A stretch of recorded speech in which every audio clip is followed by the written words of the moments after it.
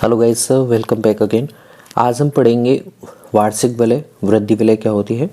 पादप आकार की शारीरिकी का टॉपिक है। चाहे आप बीएससी के स्टूडेंट हैं, चाहे आप 11th बायोलॉजी कृषि बायोलॉजी के स्टूडेंट हैं, तो वहाँ पे आप प्लांट एनाटोमी में पादप ऊतक में आप देखते होंगे कि वार्षिक वलय और वृद्धि वलय क्या होती हैं।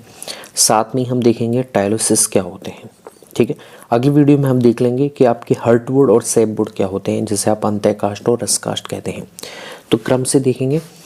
तो वार्षिक वलय होती क्या है, सबसे पहले हम इसकी डेफिनेशन देख लेते हैं। तो जो बहुवर्षीय प्लांट होते हैं उनमें क्या होता है, हर साल ऐदा की क्रियाशीलता के कारण द्वितीयक जाइलम के घेरों का निर्माण होता है। ठीक है, और जो आपकी ऐदा बनती है किसमें मिलती है, आपकी डाइकोट प्लांट भी देखने को मिलती है। तो उसकी प्रक्रिया के बावजूद सेकेंडरी जो जाइलम होता है उसके घेरों का निर्माण होता है। फलस्वरूप क्या होता है, तनी की अनुप्रस्थ काट में आपको कंसंट्रिक सर्किल दिखाई देंगे, सकेंद्रीय वलय दिखाई देंगे, और ये वलय वार्षिक वलय फिर वृद्धि वलय कहलाते हैं। इन वलयों को गिनकर आप वृक्ष की आयु का पता लगा सकते हैं। अब कौन सी वलय होती हैं वो आपको ध्यान में रखनी है। देखिए, अधिकांश समशीतोष्ण जो टेम्परेट एरिया होते हैं और कभी कभी उष्ण जलवायु में तापमान के परिवर्तन के कारण पादपों में क्रियाशील व सुसुप्त काल एकांतरित क्रम से चलते रहते हैं। ठीक है, सामान्यतः तो यहाँ के आपके टेम्परेट हो चाहे ट्रॉपिकल एनवायरनमेंट हो, वहाँ पे पादप में क्रियाशील और डोर्मेसी काल एक के बाद एक रूप में चलते रहते हैं।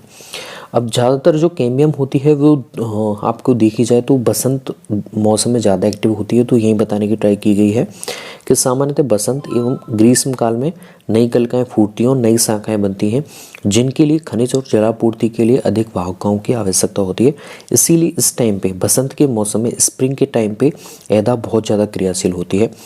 इस समय बनी तथा परिवर्तित वाहिकाएँ अधिक व्यास वाली होती हैं, यानी कि इनका आयतन क्या होता है, ज़्यादा होता है। और यहाँ पे वाहिकाएँ या फिर जाइलम जो तत्व बनते हैं वो बहुत अधिक मात्रा में बनते हैं, इसलिए बोला गया है कि अधिक काष्ठ भी यहाँ पे आपको बनती हुई दिखाई देगी। इनकी कोशिका भित्ति पश्च काष्ठ में बने जाइलम तत्वों की अपेक्षा पतली होती है। ठीक है, ये इसे आप अगेती काष्ठ ही बोलते हैं, बसंत काष्ठ में जो बनती है पहले, और जो शरद काष्ठ में बनती है, ऑटम सीजन में बनती है, उसे आप पछेती काष्ठ या फिर पश्च काष्ठ भी कहते हैं। ठीक है, इसके विपरीत पतझड़ या शरद मौसम में ऐदा बहुत कम क्रियाशील होती है, जिसके फलस्वरूप जाइलम तत्वों का निर्माण बहुत कम होता है। जिसके फलस्वरूप क्या देखने को मिलेगा, उसकी मोटी तो कोशिका भित्ति होगी, लेकिन उसका आयतन बसंत काष्ठ की तुलना में कम होता है। ठीक है, इसीलिए आप जो बसंत काष्ठ में बनेगी उसे आप बोलेंगे स्प्रिंग वुड या फिर अर्ली वुड, जबकि बाद में पतझड़ और शीतकाल में जो बनती है काष्ठ उसे आप बोलते हैं पतझड़ काष्ठ या फिर ऑटम या फिर लेट वुड। ठीक है, ये दोनों मिलकर एक वार्षिक वलय बनाते हैं, यानी कि आपके एक साल में एक वार्षिक वलय आपको देखने को मिलेगी। एक वलय में भीतरी बसंत काष्ठ होती है, बाहर की तरफ पतझड़ काष्ठ होती है। ये भी आपको ध्यान रखना है कि सबसे पहले बसंत काष्ठ बनती है, उसके बाद में बाहर की तरफ पतझड़ काष्ठ आपको देखने को मिलेगी। इसी तरह से आप कह सकते हैं कि एक वर्ष में एक वार्षिक वलय बनती है, लेकिन कुछ प्लांट हैं जैसे टैमेरिक्स एफिला है, उसमें एक वर्ष में 2 वलय बनते हैं। इन वलयों की संख्या के आधार पर किसी पादप की उम्र का आप पता इजीली लगा पाते हैं। ठीक है, तो यहाँ अगर आप बहुवर्षीय प्लांट के तने की अनुप्रस्थ काट देखें तो यहाँ पे आपको वार्षिक वलय इजीली दिखाई देंगी। तो देखिए, सबसे पहले कौन सी बनती है, स्प्रिंग वुड। ठीक है, तो ये स्प्रिंग वुड बनती हुई दिखाई दे रही है। फिर उसके बाद में बाहर की तरफ ऑटम वुड आपको बनती हुई दिखाई दे रही है। ठीक है, और जो हर्टवुड क्या होती है, सेपवुड क्या होती है, वो भी हम अगले टॉपिक में देख लेंगे। इसी से संबंधित एक ब्रांच आती है जिसमें वार्षिक वलयों को काउंटिंग करके किसी पादप की आप एज काउंट कर सकते हैं, उसे आप बोलते हैं डेंड्रोक्रोनोलॉजी। इसका सर्वाधिक जो उपयोग होता है वो एरिड और सेमी एरिड जोन में होता है। यहाँ जलाभाव वृद्धि के लिए यह एक सीमाकारी कारक होता है।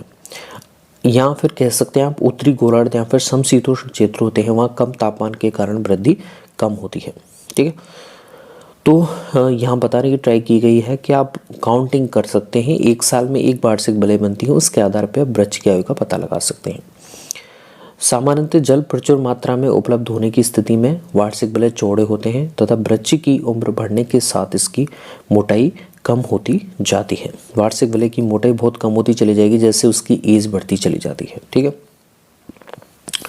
ओके, अब यहाँ पे एक और चीज़ आती है टाइलोसिस। ये भी आपको पता होना चाहिए, ये कई बार एग्जाम में पूछा जाता है। ये टाइलोसिस है, आपके देख सकते हो डायग्राम। टाइलोसिस जो गुब्बारे समान अतिवृद्धियाँ निकल रही हैं वाहिका में, ये आपकी वाहिका है और ये पेरेन्काइमेटस सेल है। तो पेरेन्काइमेटस सेल जब वाहिका में अतिवृद्धि रूप से बढ़ जाती है तो जल का संवहन है वो बाधित हो जाता है। ठीक है, तो यहाँ पे ये बताने की ट्राई की गई है कि अनेक पादपों में वाहिका और वाहिकाओं के निष्क्रिय या फिर क्षतिग्रस्त होने पर संलग्न जो आपके एक्सियल और रे पेरेन्काइमेटस सेल्स हैं, इनके ल्यूमेंस और कोशिका में गुब्बारे के समान संरचनाएं बनती हैं, जिसे आप टाइलोसिस कहते हैं। ये संरचनाएं मृदुत्व की कोशिका तथा वाहिका वाहिका के मध्य उपस्थित गर्त में से होकर उनमें प्रवेश कर जाते हैं। देखिए यहाँ पे पिट बना हुआ था और ये मृदुत्व की कोशिकाएं आगे जाके वाहिका में वृद्धि कर जाती हैं। ठीक है, तो इसे ही आप टाइलोसिस कहते हैं। कभी कभी इनमें गोंद भी जमा हो जाता है, ये पतली भित्ति युक्त होते हैं। कभी कभी इसमें लिग्निन के स्थूलन के कारण ये मोटी भित्ति आपको देखने को मिल सकती है। एक वाहिका में इनकी संख्या एक या ज़्यादा भी हो सकती है। सामान्यतः पुष्पी पादपों में हर्टवुड में अंत्यकाष्ठ पाए जाते हैं। इसीलिए जो आपकी अंत्यकाष्ठ होती है वो कैसी होती है, मजबूत होती है, टिकाऊ होती है और उसमें आपके क्या होते हैं, लिग्निन कई पदार्थों का जमाव होता है। इस वजह से वो बैक्टीरिया प्रतिरोधी होती है। ठीक है, ये कुछ हद तक पानी, हवा, कवक इत्यादि को वाहिका और वाहिकाओं में घुसने से रोकते हैं। कभी कभी अकाष्ठीय तथा शाकीय पौधों में भी टाइलोसिस आपको देखने को मिलेंगे। ठीक है, जैसे कॉलियस है, कुकुरबिटा है, जो अकाष्ठीय होते हैं जिनमें लकड़ी का निर्माण नहीं होता है। जो शाकीय हर्ब टाइप के प्लांट होते हैं जिनकी ऊंचाई ज़्यादा नहीं होती है, वहाँ पे भी आपको टाइलोसिस देखे जा सकते हैं, जैसे कोलियस और कुकुरबिटा में देखे जाते हैं। यहाँ पे आप देख सकते हैं पेरेन्काइमेटस टिश्यू है और वो वृद्धि कर रहा है किसमें, वाहिका में अतिवृद्धि रूप से। तो इस गुब्बारे समान संरचना को आप टाइलोसिस कहते हैं। दूसरा मैंने यहाँ पे बताने की ट्राई की है कि आपका जो स्प्रिंग वुड होती है वो पहले बनती है और उसके बाद में इसका जो व्यास होता है वो ज़्यादा होता है।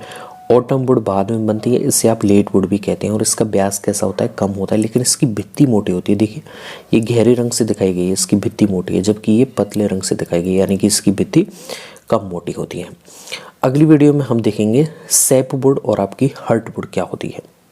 धन्यवाद।